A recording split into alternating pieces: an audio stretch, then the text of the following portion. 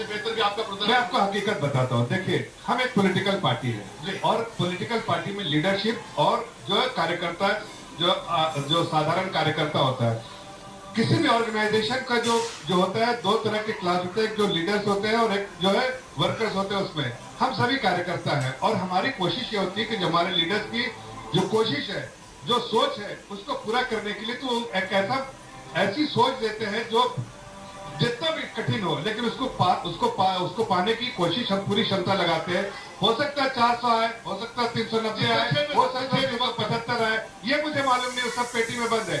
लेकिन हम 400 की कोशिश कर रहे हैं, इसलिए कि हमें बार बार जमीन में जाकर ऐसा लगता है कि जनता हमें आशीर्वाद देना चाहती है। 400 बात जी आप बताइए। आलोक शर्मा जी, एग्जिट पोल की मैं बात कर रहा हूँ, अब उस बात का ये जो आप कहना चाहते हैं बताइए। मुझे लगता है कि एग्जिट पोल हो और चाहे 400 पार का नारा हो और चाहे बाकी की सीक्वेंस, ये एक साइकोलॉजिकल वॉर गेम है। कहीं ऐसा लगता है कि मेंटली प्रिपेयर किया जा रहा है जनता को कि जो भी आंकड़ा है, इलेक्शन कमीशन कुछ भी करे, कोई सवाल नहीं उठाएगा, क्योंकि एग्जिट पोल तो ऐसे आ ही रहे।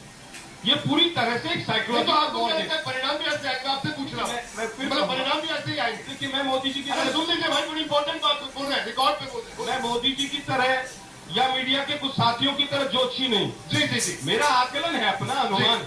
लेकिन जब एग्जिट पोल वाले ये ना कहें कि आकलन है, वो एक पूरा डिक्टेट करने लगे। हम तो कह रहे हैं कि अनुमान है, संदेश भी नहीं। हम कह रहे हैं कि हमारा अनुमान है, हमारे सारे गठबंधन के लोगों का मिलकर अनुमान है कि 295 के पार हम जाएंगे और इंडिया गठबंधन सरकार बनाएगा। छोटी सी बात जल्दी तो बोलिए, मुझे जल्दी बहुत कम, बहुत देखिए, इन लोगों ने, इंडी गठबंधन ने फैसला, खासकर कांग्रेस पार्टी ने फैसला लिया था कि एग्जिट पोल में नहीं जाएंगे, उसके डिबेट पे नहीं जाएंगे। क्यों? इसलिए कि उनको पता था कि हार रहे हैं। तो ऐसे में सबका जो मोरल लो था, इसलिए खड़गे जी ने 295 का नारा दिया है। जब गलत हो तो उसको गलत भी माना, क्या कहेंगे आप? 80 से ओपिनियन पोल, एग्जिट पोल देख रहा हूँ। ये पहली बार है, जैसे लगता है जितने ओपिनियन पोल आए हैं सारे के सारे एक ही भाषा बोल रहे हैं, जो पहले कभी नहीं होता था। जी, तो इसका सुन लीजिए इस्लाम साहब, सर आपसे भी खास प्रभु जी की बात सुन लीजिए। एग्जिट पोल पर ये जो आप नेक्सस जिसे आप करार दे रहे थे, मैं कह रहा हूँ पहली बार अपनी जिंदगी में मैंने देखा है कि 7-8 जो भी पोल कराने वाले हैं, उनकी सबका लहर एक ही तरफ जा रहा है। पहले कभी नहीं हुआ, कभी जैसे होता था कभी होता। जसवंत देश जी को याद भी करा देता हूँ कि कई बार गलत भी निकलते हैं पोल, इसलिए नहीं कि इन्होंने बायस किया है, मैं उसके ऊपर बिल्कुल नहीं आना चाहता।